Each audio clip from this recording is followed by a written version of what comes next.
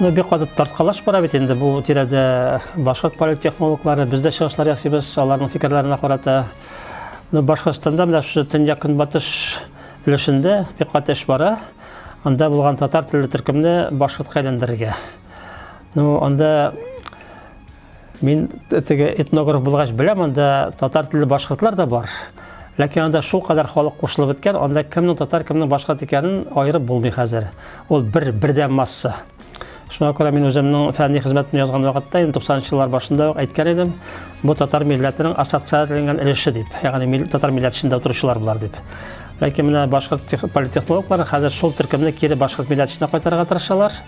Ну, ул тырышу дәврендә монда татар белән башкорт арасында сугыш килеп чыга хәзер шушы төркем өчен. Тел ягыннан да кысып карыйлар теге бу диалектны башкорт диалект дип әйтергә.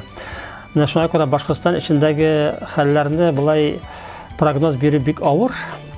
Но минем фикерем буенча татарларның саны бераз үсер дип уйлыйм Башкортстан эчендә. Хәлбуки теге бөтен башкорт эчендә кергән татарлар да килеп кайтып өлгермәсләр.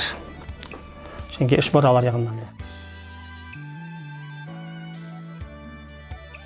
Демократия булса була. Чөнки демократик республика булсын, төбәк булсын, анда бит теге һәрбер этник массив хәрәкәт итеп үзенең мәнфәгатьләрен бөтен даирәгә дә тарата ала.